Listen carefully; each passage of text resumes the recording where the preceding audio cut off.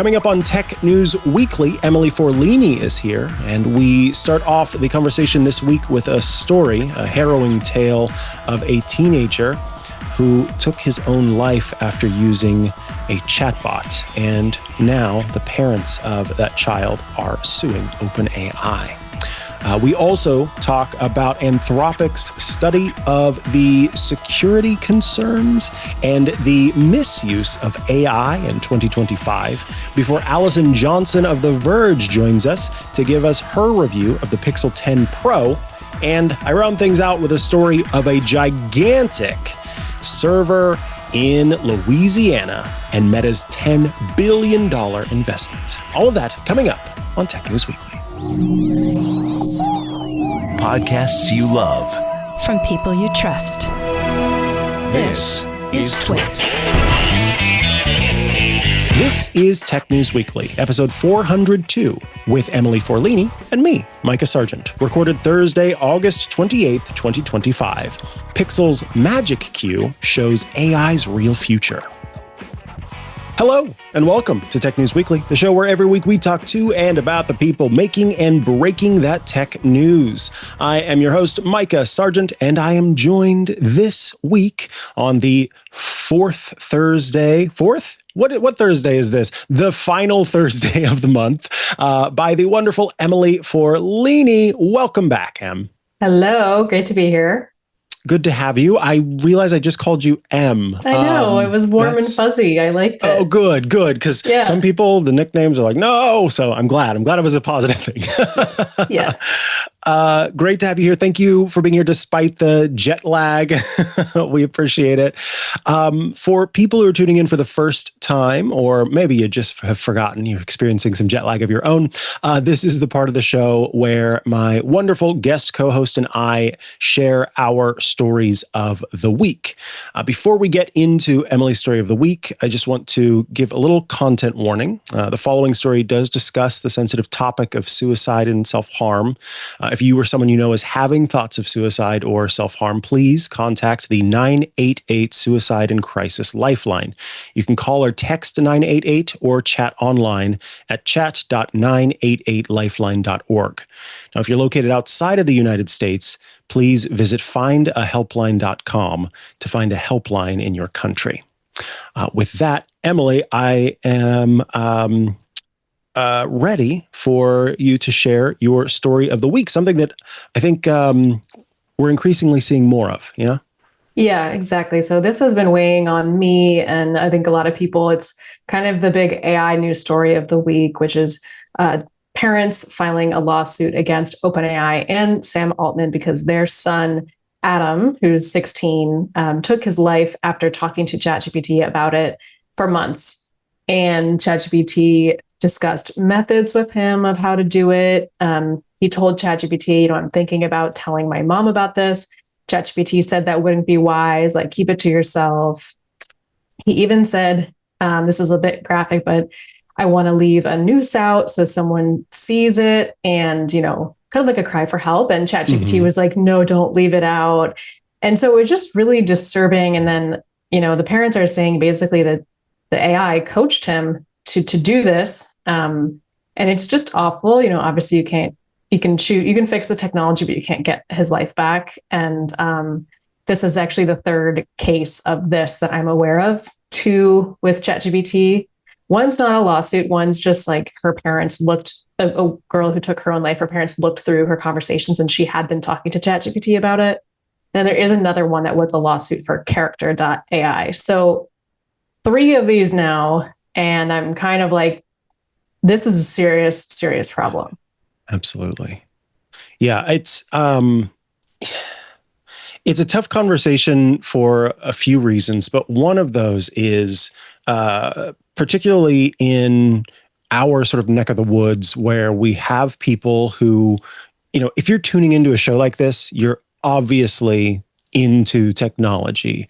You enjoy using technology, you enjoy learning about technology, and that enthusiast mindset can sometimes be paired with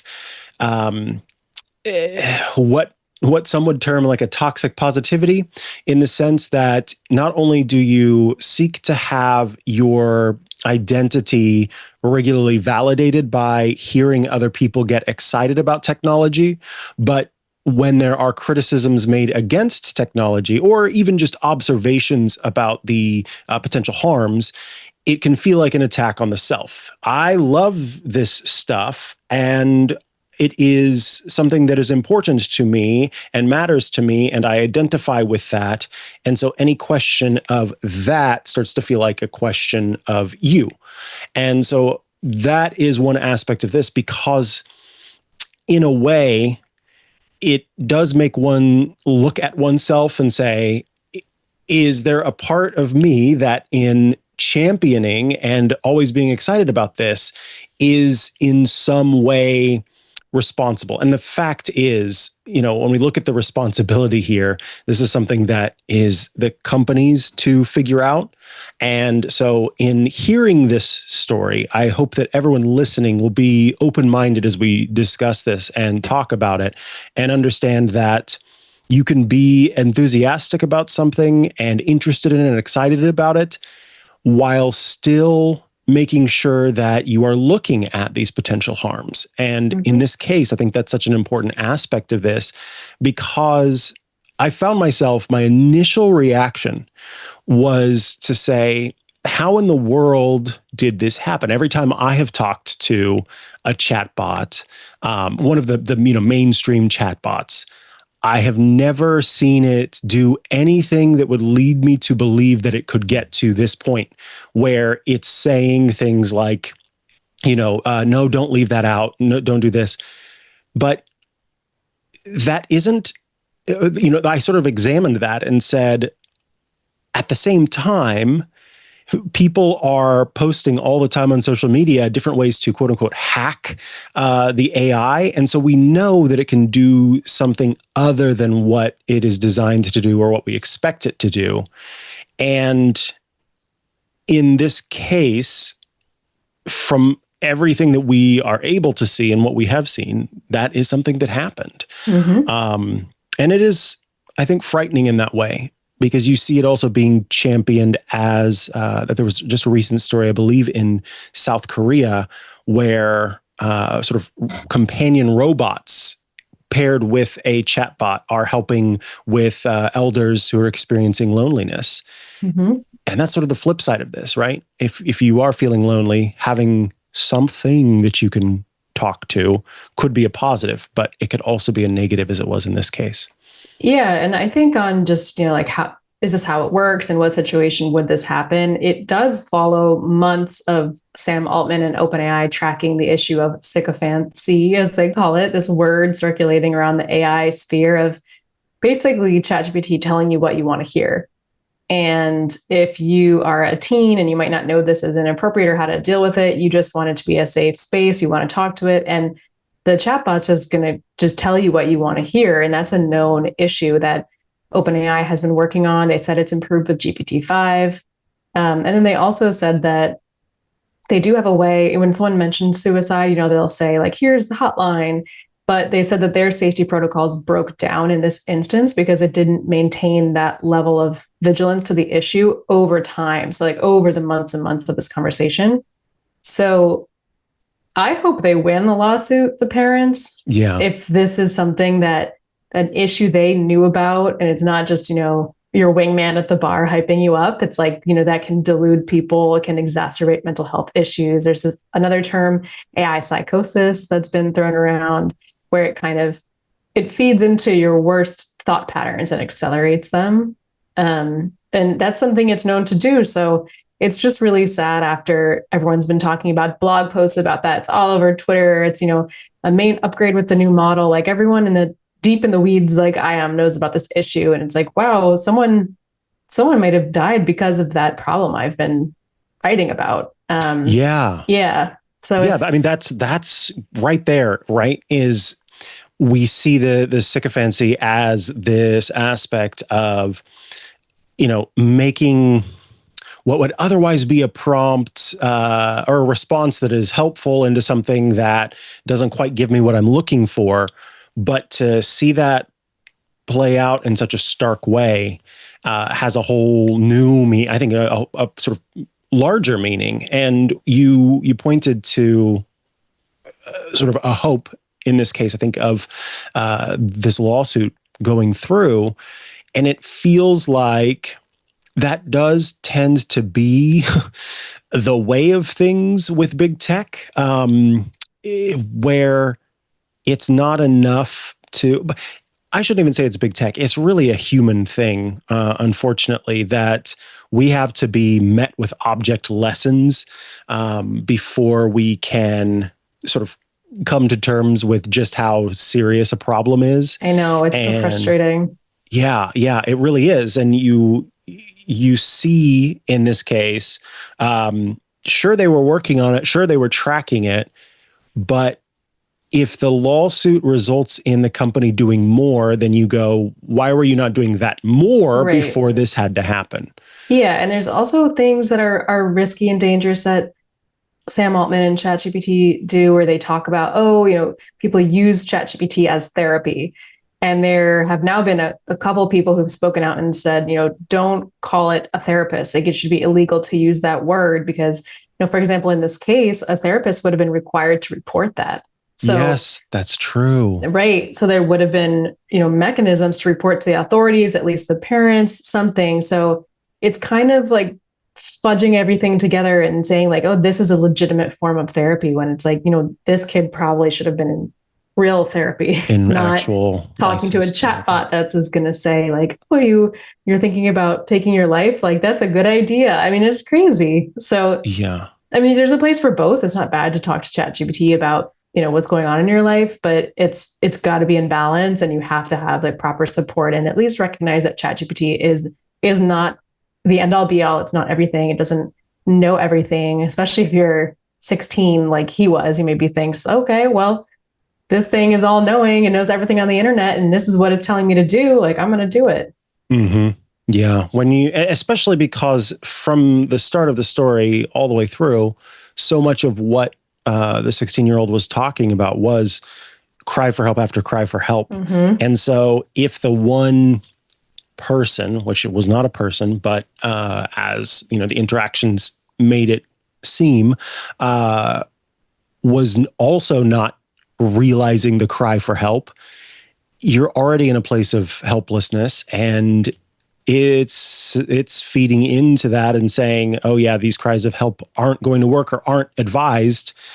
Right. It can only go one way. And right. Yeah, that actually gave me a bit of goosebumps when you talked about, the mandated reporter portion of this.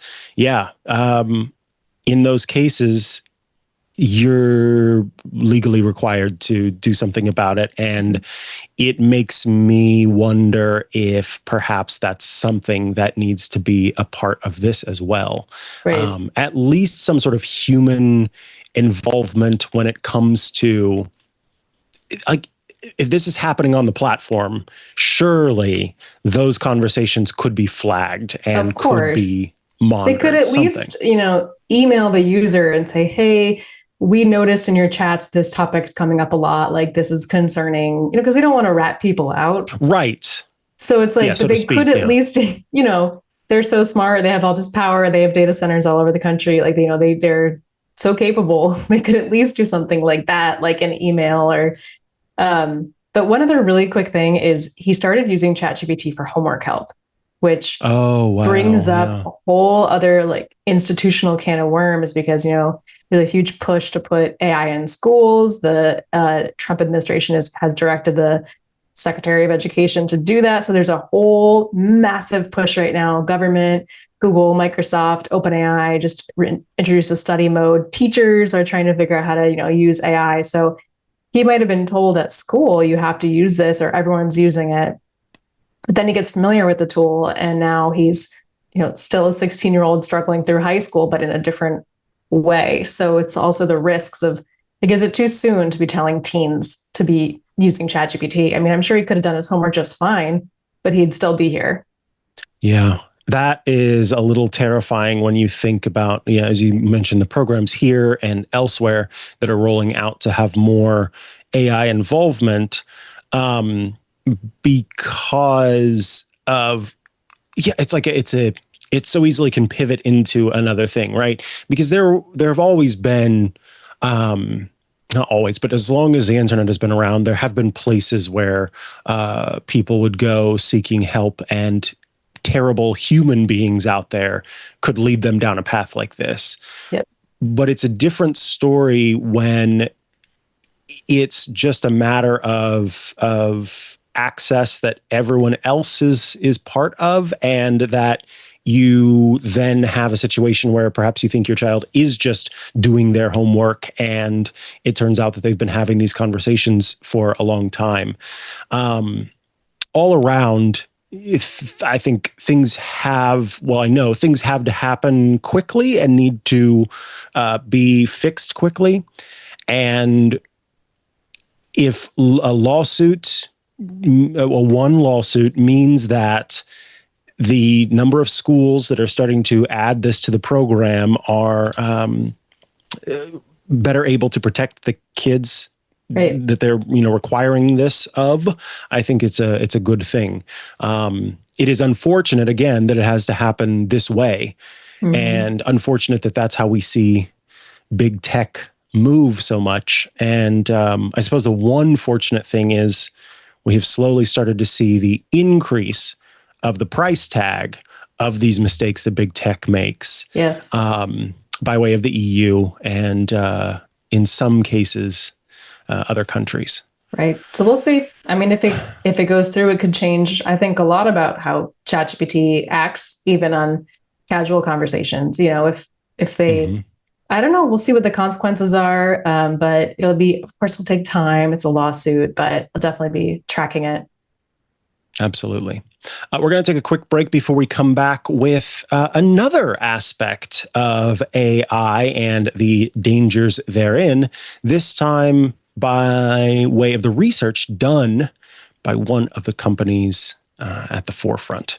Before we get to that, though, I want to tell you about Pantheon, bringing you this episode of Tech News Weekly.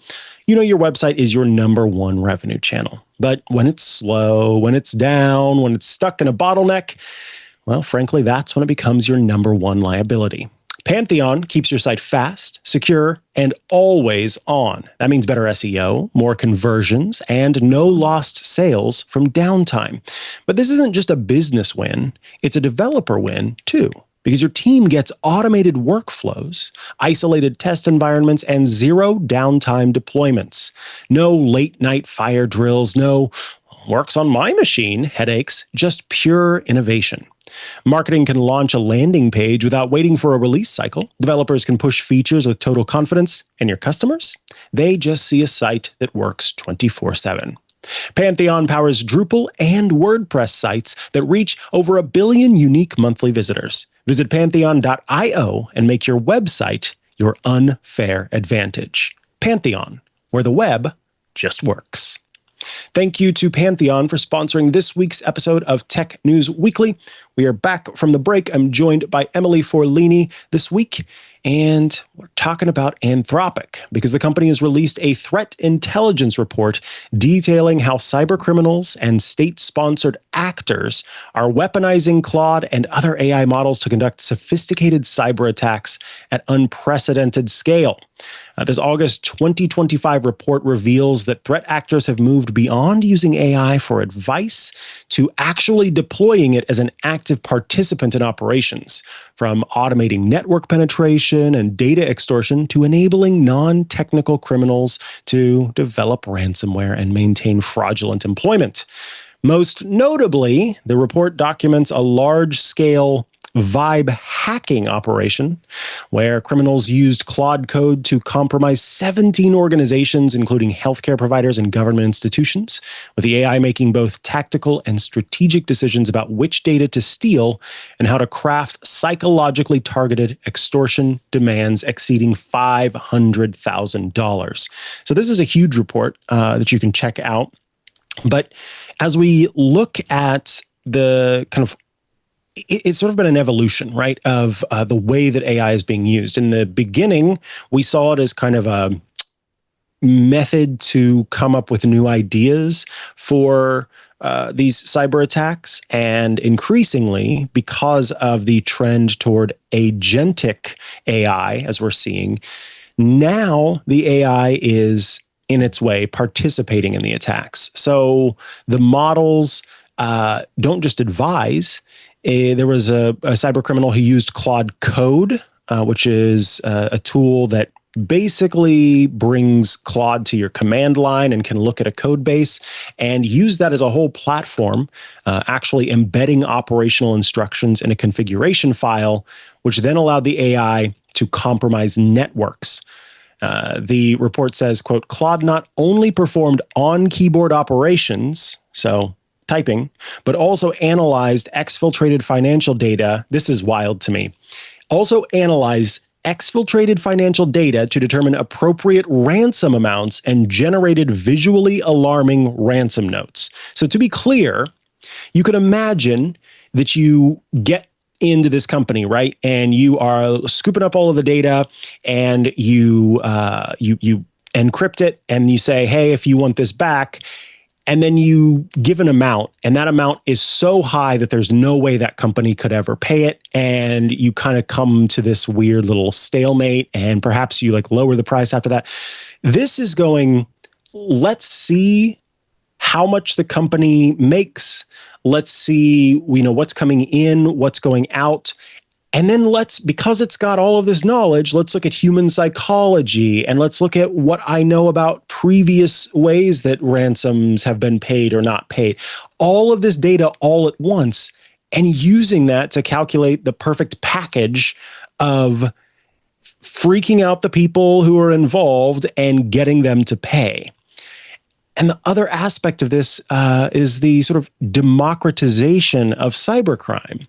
That vibe coding that we hear so much about, where you sort of just say, yeah, bro, I just want to make a program that plays funky tunes when I'm taking the dog for a walk. I don't know. And it does that for you. Is that your bro voice? That's my bro voice, yeah.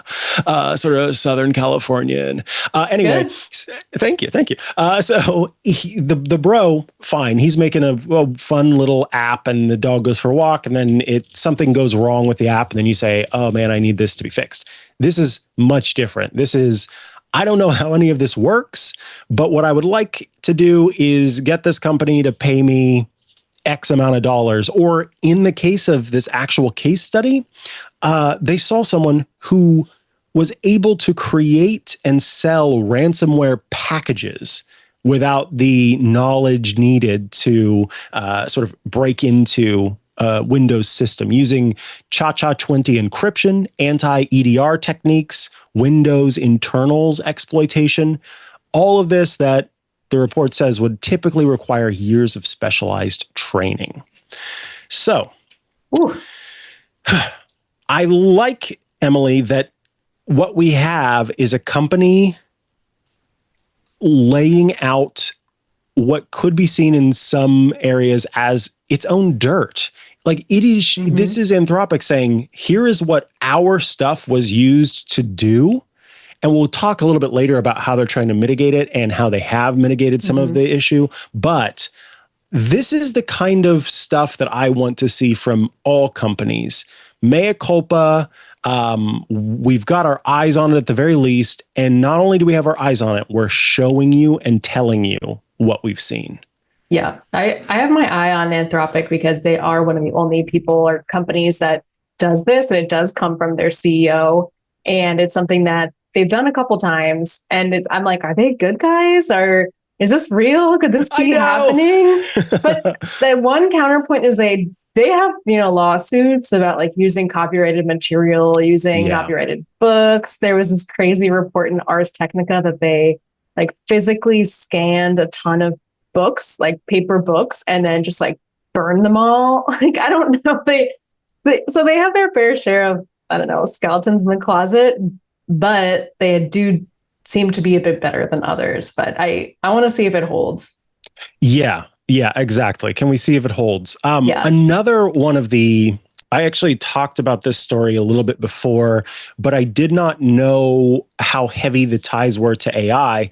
There was a story recently about this woman who, she lived in some rural community, and she had in her house a laptop farm, and it turned out that North Korean computer scientists were using her house and therefore her IP address to work for companies in the US, which would result in those researchers or those scientists earning money, Right. which would then be filtered back into the North Korean economy. I knew about that, but what I didn't know is the role that AI has played in it. Because previously, the North Korean regime faced a bottleneck in actually training IT workers with the sufficient technical skills needed to be able to make money in these modern companies. But now, according to the report, operators who cannot otherwise write basic code or communicate professionally in English are now able to pass technical interviews at reputable technology companies and then maintain their positions. And in fact, according to the data that Anthropic had, approximately 80% of Claude usage by these people that they were able to detect was consistent with active employment maintenance, suggesting that they're successfully infiltrating Fortune 500 companies. So You're like, so yeah. Yeah, that's literally it. So yeah, that's So happening. I'll just leave that there. We have our little, What else? It's a mic drop situation. Like, what else do you say? You're like, so these North Korean workers are hacking into this woman's farm.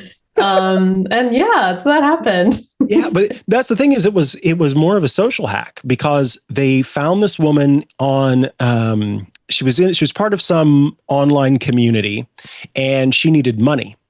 And she didn't know who they were, precisely. Right. They reached out, they said, "Hey, we'll send you a bunch of laptops. We want you to set them up, get them connected." And basically she needed to set up VPNs for them and give them, basically tunneling access so that they could work from those computers. And all you have to do is make sure that they stay charged. We'll pay your electric bill. You will occasionally be needed to appear as though you're the employee working for this company, and you'll get a cut of the profits. And she didn't ask questions. She didn't know, or claims that she didn't know. Whether she knew or not, I don't know. But yeah, I think she has some liability. I don't know if this is she definitely has liability for sure. Yes, questionable. Yeah, absolutely. To the extent that, whether or not she knew that these were North Korean workers attempted, I don't know. Right, but anyway, it's a wild story. But apparently it's happening in more ways than we realized. And it's all because as much as North Korea would not want you to believe or know, it is a country that consistently is hurting economically because of all of the sanctions against it. And so it has to find other ways to make money. And one of those is filtering US dollars into its economy. Now, along with this, there have been some other kind of involvements of not just Claude, but other AI systems. AI has been embedded throughout criminal operations. So it could be part of the victim profiling portion. It could also be part of the service delivery portion.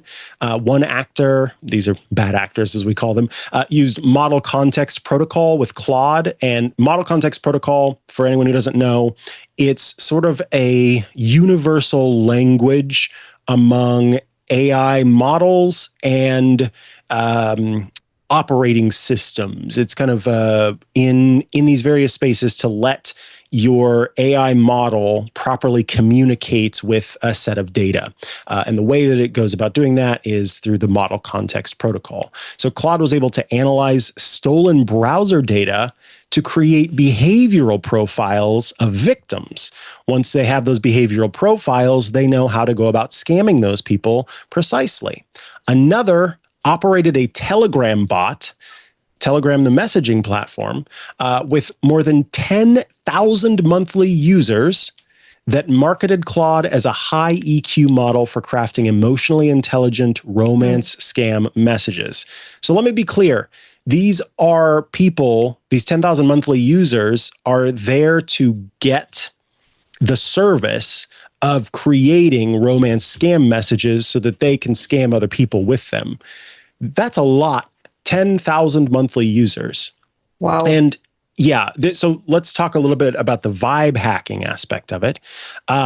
With this vibe hacking system where they used Claude Code, AI was able to autonomously scan thousands of VPN endpoints, extract and analyze credential sets during live intrusions, create obfuscated malware variants when initial attempts were detected. So if whatever software or service was in place to detect the malware, on the fly, this was able to go, oh, it detected that. Let's figure out a way to pivot. Let's get around it.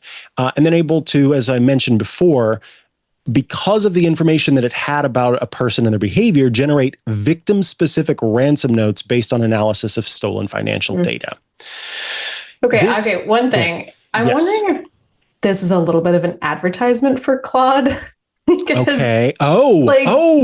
You know what I mean? Because like they're coming out with this and they're like, this crazy thing happened. Look at how these people were able to use our technology. It's so crazy and powerful. No, Emily, you're ruining this for me. No, this is where I have my eye on Anthropic. I'm glad. You're the skepticism is important. Well, I'm just wondering because if I was a criminal, I probably wouldn't use Claude. It sounds a little expensive for North Korea. Like, why not use an open source model that's already fine-tuned by some criminal to do exactly this? True. Or even use DeepSeek. I mean, the Chinese are probably like, yeah, use the model for this. So like, why Claude? Do you know what I mean? Yeah. And Claude's probably like, I don't know, they're doing the right thing, but they're also sending a message that's like, hey, people abroad are using our model. Look how powerful it is. So interesting. I think they should report it, but it's like a weird. It's also a brag. Flex. It's a flex. Yeah. A vibe flex. Everything's a vibe now. So I'll end this by talking about because you're hearing all this, right? So what has Anthropic done for this? Well, Anthropic, after detailing all of these awesome ways that Claude works, buy us now for $9.90. Anyway. Right at the bottom. Please subscribe. Subscribe. What is it? Please rate and subscribe. Anyway, here are some of the defensive measures that the company has taken. Developing tailored classifiers for specific attack patterns. So essentially, quickly being able to categorize when it sees its pattern matching. We see this happen, and even though every instance of it is a little bit different, by the nature of the way that AI of large language models and this generative AI works, it sort of is a Gaussian blur system where you're seeing the forest for the trees. And so it doesn't need to look too closely to see a pattern and then categorize it as such.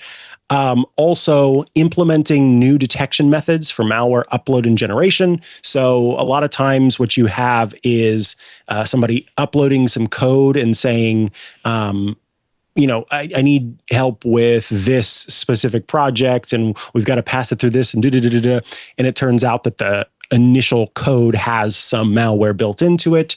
Of course, then there's also the case of people figuring out ways to just straight up ask for malware generation. And that's more likely to happen on the Claude Code side or something that's a little bit more toward the API as opposed to just a straight up chatbot. And then sharing technical indicators with authorities and industry partners, obviously.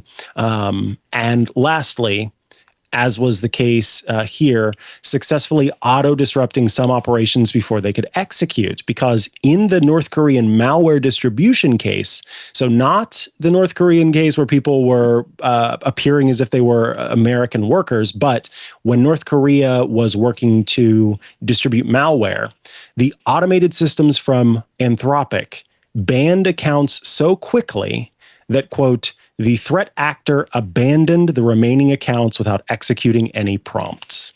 Commercial. So, yes, that is one thing that has happened, according to Anthropic itself on how they're attempting to mitigate some of this.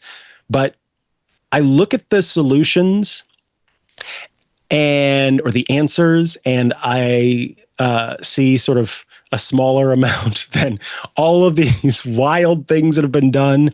And I think there's more that could be done. I love, though, that OpenAI and Anthropic, I don't know if you saw, but they are testing each other's systems as well. I just turned in a story to my editor about that. She's probably editing it right now. There was an interesting thing in both their reports that's actually kind of relevant to what we're talking about, with Anthropic being the good guy, is that in Anthropic's report on the results of the studies, they disclosed that they shared the findings with OpenAI before publishing, and that both companies did that, which kind of suggests it was maybe sanitized. They got to suggest language to each other, like, don't make my product look bad, or, hey, don't include this or that. So, it was kind of editorialized. Of course it was, but it was responsible for them to disclose that. And OpenAI did not disclose that. They were just like, this is what we found. And it has like this unbiased, attitude. Or at least it's a warning. Yeah. So Anthropic felt more like more of a responsible research organization, where they're like, this is the method, like, this is what we did, and we shared it with them, and then we published it. So you can see the difference in culture there. Absolutely. That is one of the reasons why the potential rumors that I have heard about Apple attempting to catch up an AI, looking at Anthropic as a purchase, make the most sense to me, because it seems aligned with how Apple likes to present itself. Whether that is actually how the company is or not, that is how Apple likes to present itself, right? Is being responsible, doing the right thing, et cetera, et cetera. And so Anthropic, at least outward, maintains that ethos. And I think that's refreshing, but yeah, it's important. No, it's good. And I don't need to be overly skeptical. I think it's good. I just, you write about this stuff enough. You're like, you got to stay on guard. Absolutely. It's very important. In any case, I want to thank you so much for taking the time to join me today. It's always a pleasure to get to chat with you. You always bring great conversations to the table. We'll look forward to seeing that story that's in editing right now. In fact, if people would like to keep up with what you're doing, where are the places they can go to do so? I think right now Blue Sky is the best, but if you really want to look at all my articles, it's my PCMag bio page. I'm Emily Forlini, LinkedIn, Blue Sky. I mean, I'm everywhere. So I would love to hear from you. Awesome. Thank you, Emily. Thank you very much. Alrighty, folks, we're going to take a quick break before we come back with my interview for today. It was recorded early this morning, but I want to tell you first about Smarty, bringing you this episode of Tech News Weekly. Discover what's possible when address data works for you. Smarty is revolutionizing how you handle address information, bringing automation, speed, and accuracy to processes that used to be manual, error-prone, and frustrating. With Smarty's cloud-based address validation APIs, you can instantly check and correct addresses in real time. No more bad data, compliance risks, undeliverable mail, or costly delays. Add autocomplete to your web forms so your customers select valid, verified addresses as they type. This will improve their user experience and yield much better data for you. Companies like Fabletics have drastically increased conversion rates for new customers, especially internationally, with Smarty. Want more than just clean addresses? Well, Smarty's property data API unlocks 350 plus insights on every address, from square footage to tax history, automatically enriching your database. It's incredibly fast, 25,000 plus addresses per second, and very easy to integrate. The Red Cross needed accurate address data to allocate resources. A project manager says, quote, "The Smarty tool has been fundamental. I've never experienced any issues with the tool, and they seem to be getting better all the time. The address verification really does make an impact. We're able to reach the communities we serve because we have good addresses." Smarty is a 2025 award winner across many G2 categories like Best Results, Best Usability, Users Most Likely to Recommend, and High Performer for Small Business. Smarty is also USPS CASS and SOC 2 certified and HIPAA compliant. Whether you're building your first form or modernizing an entire platform, Smarty gives you the tools to do it smarter. Try it yourself. Get 1,000 free lookups when you sign up for a 42-day free trial. Visit smarty.com/twit to learn more. That's smarty.com/twit. Thank you, Smarty, for sponsoring this week's episode of Tech News Weekly. All right, we are back from the break, and now it's time for an interview about the Google Pixel 10 Pro. I am excited to be joined today by The Verge's own Allison Johnson, who is here to tell us about the Google Pixel 10 Pro. Welcome to the show, Allison. Hey, thanks for having me. Yeah, it's a pleasure to have you on. Pleasure to chat with you about this because we, got Jimmy Fallon's introduction to these devices. He was very excited. Yeah. Yeah, he was very excited. And I would love to, and I think our listeners too, would love to hear a little bit more about it. It seems like the review embargo is up. You had a chance to check it out. And kind of kicking things off, your review does seem to kind of frame this Pixel 10 Pro not just as a phone itself, but more importantly, perhaps, the vehicle for Google's AI. Like a chip is a vehicle for dip, or a sandwich is a vehicle for toppings. You kind of call it the phone's main character. Could you tell us what it means for a phone to be so centered around AI? Yeah, and I think Google has been kind of pitching us on this for the past few Pixel phones, saying they're AI first phones. It's supposed to make your life easier and all this. But on the 10 Pro, I feel like it starts to come together in a way.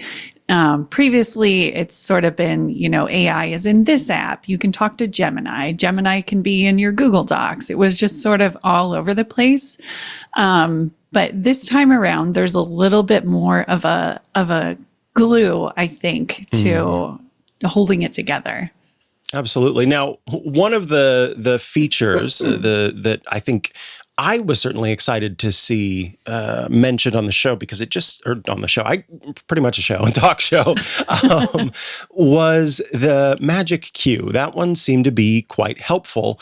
And you talk about how it kind of lives up to its promise. Could you tell us a little bit about Magic Q, what it does, and perhaps some real world examples of when it helped save you time or effort?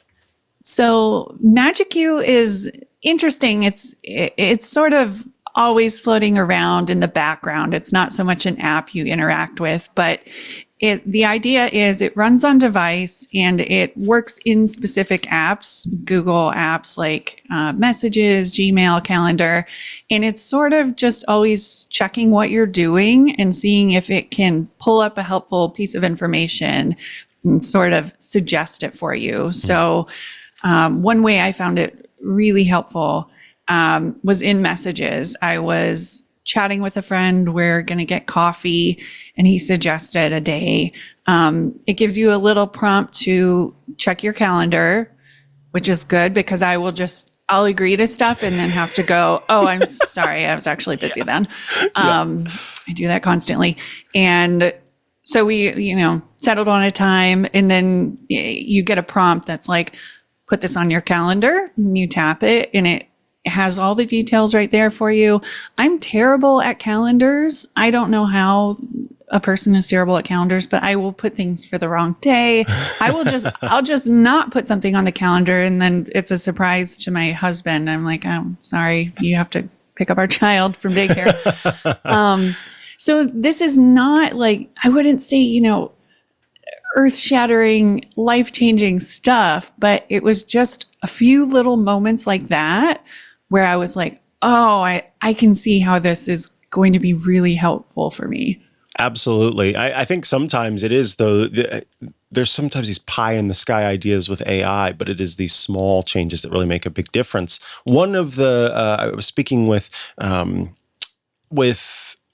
I think it was Patrick Holland from CNET last week, who kind of did a wrap up of the show. And something that stuck out to me, this next question, was I didn't realize how much of the stuff that's going on, and Magic Q as an example, is happening on device. And I think that makes a big difference. The Tensor G5 chip seems to be kind of a turning point for Google, which is known for doing a lot of the cloud side and server side processing, enabling many of these AI features to run on device. What difference does this actually make for users in terms of privacy and performance? It is mostly a a privacy thing. And it's, I think, a really good thing, especially with something like Magic Q, where it's, it's not doing something like taking screenshots of your screen and constantly saving them or anything like that. But it is paying attention to the context and what you're doing and what's on your screen. So knowing that stays on device, and it doesn't save them for very long. I think it's maybe seconds, rather than hours or something. Knowing that's all staying on device and it's not going up to, a cloud server, and making a round trip there is really, I think, the peace of mind that I need to kind of feel like, okay, I will use this and I'll not feel a little weird and creeped out by it. Yeah. So that's mainly, especially with something, there's a journal app too this time around, which I have mixed feelings about, but they use AI to, it reads your entries and it'll prompt you with reflections or say, you talked about this yesterday. Maybe how are you feeling about it a little bit later? I would not want that going to a cloud server, definitely. So it's a peace of mind, definitely, for me. Absolutely. Now, you also tested kind of on the flip of that, the ProRes zoom feature that uses AI to enhance photos at extreme zoom levels. It's the zoom and enhance we've all been waiting for. It is. Does this feature, though, work well? And when does it start to break down or produce something where you go, this thing's shopped, I can tell by the pixels? So this is on the two Pro phones exclusively, and it is in the camera app itself. But you only notice it only kicks in when you're at 30 times zoom all the way up to 100 times. So this is digital zoom. It's well past what the optical zoom is, 5x. Typically, you get a pretty bad image. It just doesn't have a lot of data to work with. It's filling in things with algorithms to try and decide what pixel is what. So instead of one of those kind of traditional algorithms, this is a generative AI diffusion model that's looking at your photo and deciding, okay, this is this and this is that. All runs on device, and it happens after you take the photo. So you see it kind of go through, and you keep the original, and then you get this new AI'd version. And if you're closer to the 30 times zoom range, it's impressive. It's very good, honestly. I'm one to avoid taking digital zoom photos just because I know they're not good typically. But it does a way better job than what I've seen in the past. Out towards 100 times, there's just a lot going on. You have like atmospheric haze. You're shaking your hand, and right. It has a lot harder time. So you get things that you're like, that does kind of look like a crane wading in a pond, but I'm not going to frame that one. Could be a towel sculpture on a bed instead of. Yeah, exactly. A little bit. Kind of stepping away from AI for a moment, one of the big hardware updates that we saw was the inclusion of the Qi 2 wireless charging standard. For anyone who's not familiar, because there's different Qi versions, can you tell us a little bit about Qi 2? What does it actually add? And magnets. What's the big deal about magnets? Yeah. So anyone in the Apple ecosystem will know this basically as MagSafe. So it's a wireless charging standard. You don't necessarily need to have the magnets. There have been other phones. Samsung's phones support Qi 2, but in a way where you need to use a case that has the magnets to get the full experience. Mm-hmm. Google has included Qi 2 full on, magnets are built into the phone. You don't need a special case. So you get the wireless charging speeds on the regular 10 and the Pro, it's 15 watts. And then the Pro XL will go up to 25 watts wireless charging on a Qi 2 stand. And it's Google's calling it Pixel Snap, so that's their word for MagSafe, I guess. And it's really just kind of a convenience. They have a couple of accessories. There's a wireless charging stand and like a little ring you magnet to the back of the phone that's kind of pop socket-ish. I never use a case with a phone. This is probably a bad life choice, but I live with it anyway. So I find it super handy if I'm going to use something like that and just kind of like plopping it onto the wireless charger at the end of the day and knowing I don't need to kind of like get it into the right shift position. It just right. Yeah, absolutely. It is nice. I agree. I mean, I'm in the Apple ecosystem for the most part. And I remember when wireless charging first hit and I had this sort of silly, pedantic problem with wireless charging because to me, there was a wire running from the charger. Therefore, it's not true. What I saw is true wireless charging. Yeah. But I am a convert entirely. My phone right now is thwacked to a wireless charger. And so I'm glad that everybody's getting to kind of join the fun of that because it just makes it really easy to mount your phone wherever you need to. Getting back, though, into the AI of it all, you do mention, and we even talked a little bit now about some AI features that feel kind of gimmicky. Can you tell us about one or two that you feel missed the mark, at least in their first iteration? Yeah. And Google's been kind of piling these things on, over the past couple of years. So, but the new one this year that kind of stands out is the journaling app. And I don't really have a problem with it, on principle, I guess. A journal app is fine if that's where you want to journal. The AI-ness is a little weird for me. I, wrote some entries in it'll misconstrue things. I mentioned one of my son is in preschool and one of his friends was having her last day and he was sad. The journal thought that she died. Oh no. It said, it's okay to feel sad about her passing. And I was no. Hold on here. Yeah. So just strange little moments like that where I'm like, it feels a little weird to know that it's reading your journal. And I think that changes what you say when even if it's, it's not a person, it's an algorithm.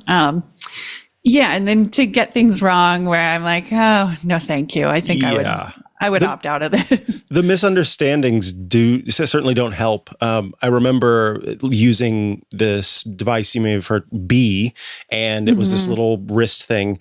And I was watching a show and somebody on the show was in the midst of stuff that got them in trouble with the FBI. And later that night, I looked back at my summary and it thought that I was getting questioned by the FBI. Oh my God. And then it made me think, at what point does this system need to actually reach out to the authorities because they've heard, you know what I mean? It's processed something that, this person's trying to commit these crimes. Anyway, it made me immediately go, yeah, this is not for me. Thank you. I totally get that. Lastly, to kind of wrap us up here, you described the Pixel 10 Pro. Some of its features, at least, as a glimpse of the future with the messiness of now, right? For someone considering upgrading from an older phone, what makes this worth or perhaps not worth the $1,000 price tag? What could give somebody pause here? I think my general advice for phone buying is to stick with the one you've got until it's, not working for you anymore. I'm still rocking an iPhone 13 mini, which nice. I am not letting go of for many reasons. But what I get to see in my job as a phone reviewer is like the coolest, latest and greatest things that, may trickle down to other devices. They may not. Google wouldn't say whether something like Magic Q is possible to bring to an older Pixel phone. But it is a look at kind of where their thinking is and where they're going. And I'm just really glad to see AI that feels useful and doesn't feel like it's another thing I have to babysit. Like I have to remember to take a screenshot, remember to go ask this app about, ask it in this way so that it understands. This was kind of that first moment where I was like, oh, it will just understand what I need and then do that thing for me. It's still early days, so I would, in Magic Queue, it is a bit limited right now. So I definitely wouldn't want anyone rushing out to buy it thinking it's going to solve all their calendar problems, because maybe not. But it is a glimpse, I think, of where we're headed. And I'm glad that that's where we're going. Yeah, absolutely. Especially, these helpful features that seem to just make light improvements on what we're already doing and maintaining that context, right? I think that's what Magic Queue is good about doing, because just like walking into another room and forgetting why you went into that room, I have that on the phone for sure, where I have to go, what was that tracking number again? Oh, wait, why did I come here? Yes. So Constantly. That I think is exciting. Allison, I want to thank you so much for taking the time to join us today. Of course, people can head over to theverge.com to check out your review of the Google Pixel 10 Pro, but also all of the other great work you're doing there. If people would like to follow you online to keep up with what you're doing, is there a place they should go to do that? I am Allison Joe 1 at Threads and on Instagram, and you might see some strange AI pictures pop up at some point, just as a warning for what you're in for. Wonderful. Well, thank you so much again for taking the time, and hopefully we'll see you again soon. Thanks for having me. Bye-bye. All right, we are ready to take another break before I round things out with my final story of the week. I want to tell you about ThreatLocker, bringing you this episode of Tech News Weekly. Ransomware is harming businesses worldwide through phishing emails. We just talked about this. Infected downloads, malicious websites, and RDP exploits. You don't want to be the next victim. ThreatLocker's Zero Trust platform takes a proactive, deny by default approach that blocks every unauthorized action, protecting you from both known and unknown threats. Trusted by global enterprises like JetBlue and Port of Vancouver, ThreatLocker shields you from zero-day exploits and supply chain attacks while providing complete audit trails for compliance. ThreatLocker's innovative ring fencing technology isolates those critical applications from weaponization, stopping ransomware and limiting lateral movement within your network. ThreatLocker works across all industries, supports Mac environments, provides 24/7 US-based support, and enables comprehensive visibility and control. Mark Tolson, the IT director for the city of Champaign, Illinois, says, quote, ThreatLocker provides that extra key to block anomalies that nothing else can do. If bad actors got in and tried to execute something, I take comfort in knowing ThreatLocker will stop that. Stop worrying about cyber threats. Get unprecedented protection quickly, easily, and cost-effectively with ThreatLocker. Visit threatlocker.com/twit to get a free 30-day trial and learn more about how ThreatLocker can help mitigate unknown threats and ensure compliance. That's threatlocker.com/twit. Thanks so much to ThreatLocker for sponsoring this week's episode of Tech News Weekly. Fortune had a really interesting and in-depth story this week. Meta transforming a rural Louisiana farmland into what could become the world's largest data center complex, committing, a cool $10 billion to build Hyperion, a massive AI training facility that will eventually consume as much power as 4 million homes, all on its own. This ambitious project in Richland Parish, where a quarter of residents live below the poverty line, represents more than just another tech expansion. It's potentially setting the template for how big tech and utilities will partner nationwide in order to feed AI's insatiable appetite for electricity, raising critical questions about energy infrastructure, environmental impact, and of course, who ultimately pays for the AI revolution's power bill. We are talking about a scale like no other, a scale one could call raw ambition. Meta's Hyperion project defies comprehension in its scope. The initial phase involves 9 buildings covering more than 4 million square feet, That's larger than Disneyland on 2,000 acres of what was once farmland. But Mark Zuckerberg envisions something even grander, what he calls a supercluster that could eventually cover a significant part of the footprint of Manhattan and consume up to 5 gigawatts of power. Pastor Justin Clark of the First Baptist Church that is nearby expressed, I think like a lot of people, my initial reaction was kind of blown away that a site so rural was selected for something like that. As we started learning more about what it was and what the scope entailed, that feeling just continued. An amazement of, good grief. Just think of Charlie Brown. The project represents Meta's aggressive pivot in the AI race following previous stumbles, including, the multi-billion-dollar metaverse initiative. Zuckerberg is now framing this as the pursuit of superintelligence, backing it up with $250 million compensation packages to poach AI talent. Of course, we've seen several of those folks who've been poached by Meta leaving soon after they joined the company. In any case, this is a big power problem. The energy requirements are staggering. Keeping Hyperion's servers operational will initially require twice the power consumption of New Orleans. And as I mentioned, that's just the beginning. In order to meet this demand, regional utility Entergy will construct 3 new gas-fired turbines with 2.3 gigawatts of combined capacity, making the first such build-out in decades. Louisiana Public Service Commissioner Devontae Lewis highlighted the national implications, saying the deal could signal to other states that this is how data centers should be governed and operated. This would be a test across the nation. I've heard that from investors. I've heard that from credit agencies. I've heard that from fellow data centers. Whatever comes out of the Meta deal may be the framework for them all. Okay. Let's talk about the financial arrangement. The deal structure between Meta and Entergy could become the industry standard, as they hope it will.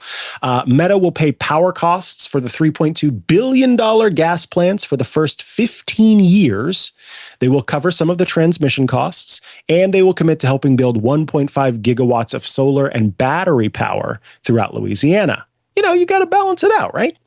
The arrangement has pushed Entergy's stock to record highs, but critics worry about the long-term risks to ratepayers. Logan Burke of the Alliance for Affordable Energy said, the problem here is that this is going to set precedent. This settlement puts all of us, all of your constituents and customers in the state at the mercy of a non-public contract between 2 corporations. Because that's just 15 years. What happens after 15 years? But Meta's not alone in working on a massive build-out. The hyperscaler spending spree is unprecedented. Amazon, Google, Microsoft, each investing $75 to $100 billion in data centers for 2025.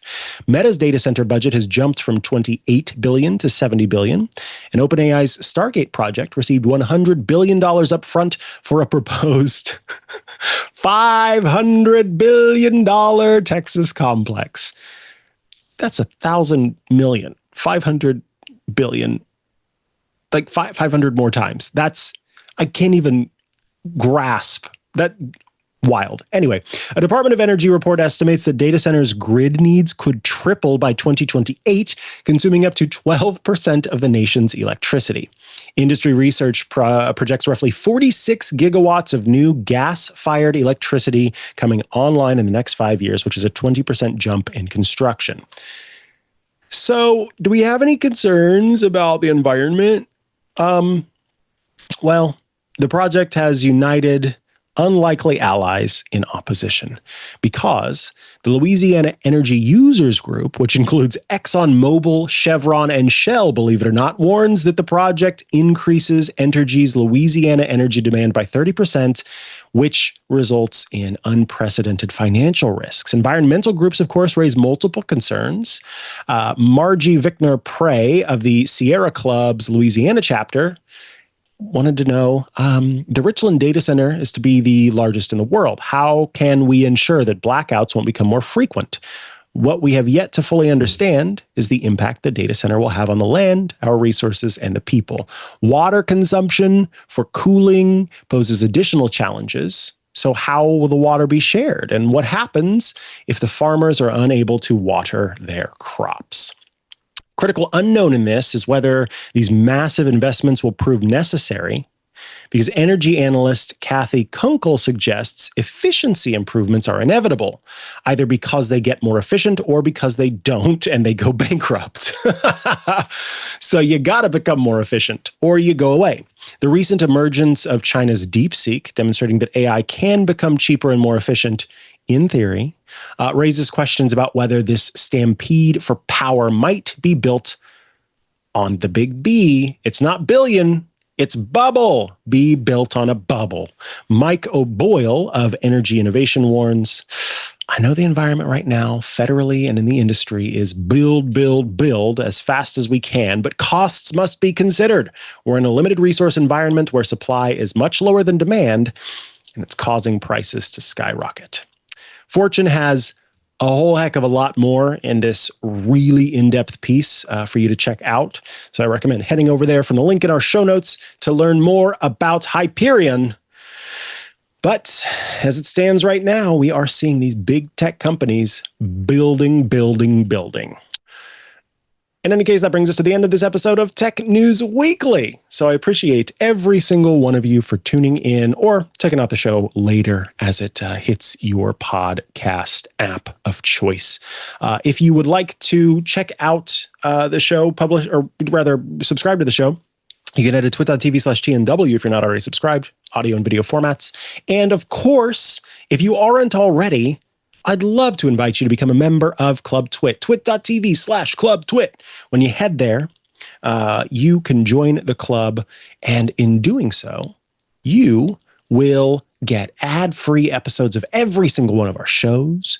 You will get access to the Twit Plus feeds. That includes behind the scenes, before the show, after the show, our special Club Twit shows, including Book Club and Crafting Corner, as well as access to our newer feed, which is the news announcement feed. So there, whenever different companies are having news events, like the recent Made by Google event, our commentary is available to members of the club. So be sure to check that out as well. And lastly, access to the Discord server, a fun place to go to chat with your fellow Club Twit members and those of us here at Twit. We would love to have you in the club, twit.tv/clubtwit, and you start things out with a free trial. So if you haven't joined the club yet, haven't tried it out, please do. We can't wait to see you there. If you'd like to follow me online, I'm at Mikah Sargent on many a social media network, or you can head to chihuahua.coffee. That's CHIHUA.coffee, where I've got links to the places I'm most active online. Thank you for being here this week, and I'll catch you again next week for another episode of Tech News Weekly. Bye-bye. The tech world moves fast, and you need to keep up for your business, for your life. The best way to do that? Twit.tv. On This Week in Tech, I bring together tech's best and brightest minds to help you understand what just happened and prepare for what's happening next. It's your first podcast of the week and the last word in tech. Cybersecurity experts know they can't miss a minute of Security Now every week with Steve Gibson. What you don't know could really hurt your business, but there's nothing Steve Gibson doesn't know. Tune in Security Now every Wednesday. Every Thursday, industry expert Mikah Sargent brings you interviews with tech journalists who make or break the top stories of the week on Tech News Weekly. And if you use Apple products, you won't want to miss the premier Apple podcast, now in its 20th year, Mac Break Weekly. Then there's Paul Thurrott and Richard Campbell. They are the best connected journalists covering Microsoft. And every week they bring you their insight and wit on Windows Weekly. Build your tech intelligence week after week with the best in the business. Your seat at tech's most entertaining and informative table is waiting at twit.tv. Subscribe now.